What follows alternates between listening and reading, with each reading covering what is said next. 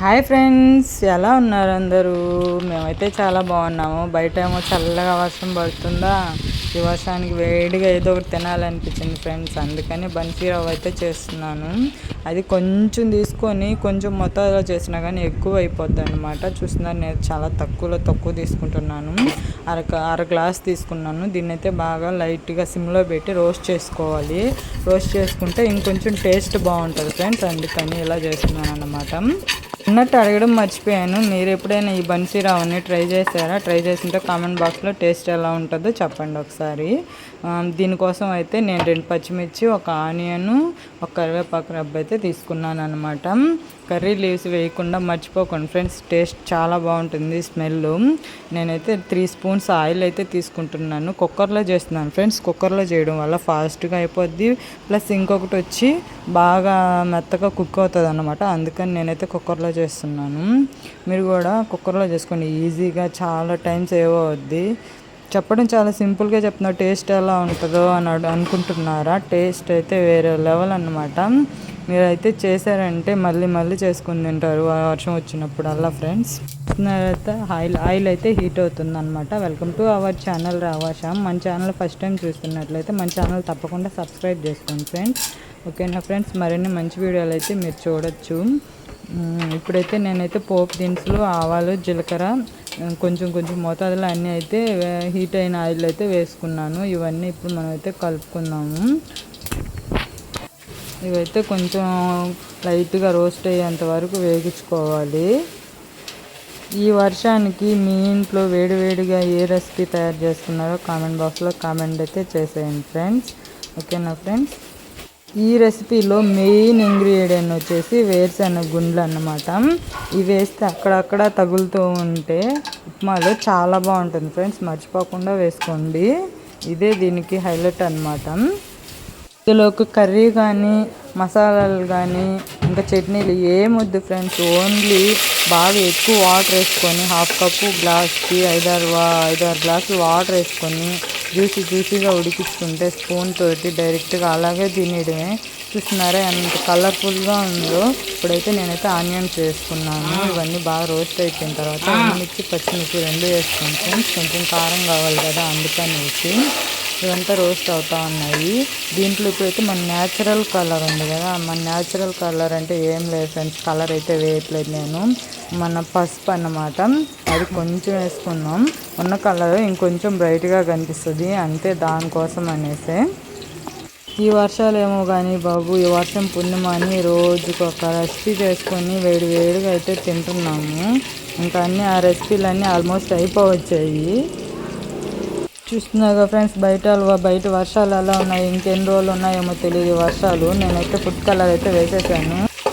బయట ఏమో చల్లని వర్షం, ఇంట్లో ఏమో వేడి రెసిపీ తయారవుతుంది ఫ్రెండ్స్. దగ్గరలో ఉంటే మీరు కూడా రండి, తినేసి వెళ్ళిపోతారు. చూస్తున్నారు, మన ఫుడ్ కలర్ వేసి కొంచెంసేపు అలా కలిపేసాను. 1 2 3 4 విజిల్స్ అయితే పెట్టాలి. 4 గ్లాస్ వాటర్ అయితే వేయాలి. నేను 2 గ్లాస్ వేసాను, ఇప్పుడు ఇంకొకటి 3 గ్లాసు. వాటర్ ఎంత ఎక్కువైనా పర్లేదు ఫ్రెండ్స్, ఏం కాదు. అది అంత వాటర్ వేసినా కానీ దాని తత్వమే అలాగా అన్నమాట, బాగా తీసేసుకుంటుంది, బాగానే ఉంటుంది.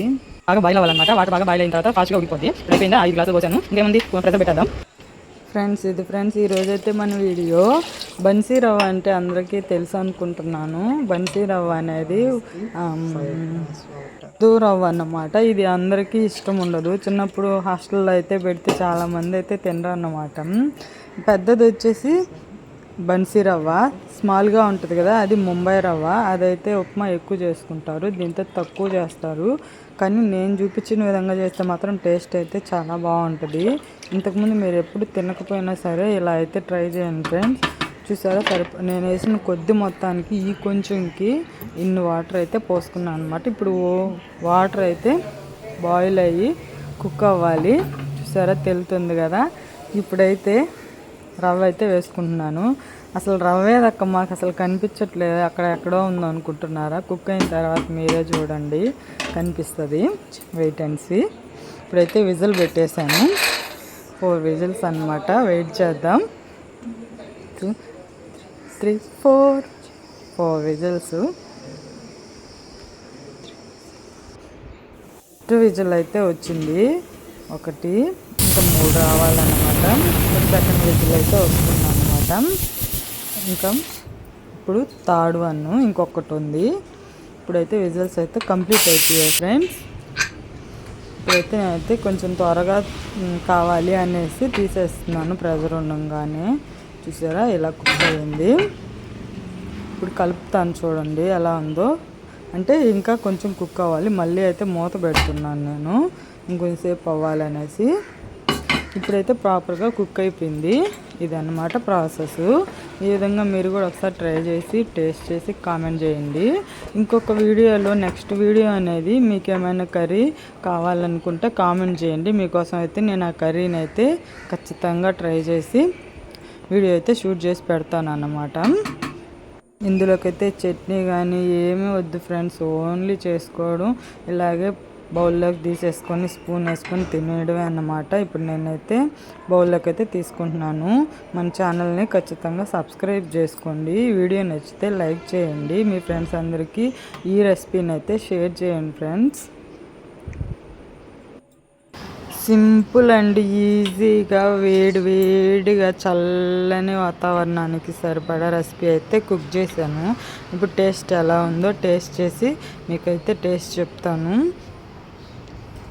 Wait and see. టేస్ట్ అయితే చాలా బాగా వచ్చింది ఫ్రెండ్స్. మీరు కూడా ట్రై చేయండి. ఉంటాను మరి.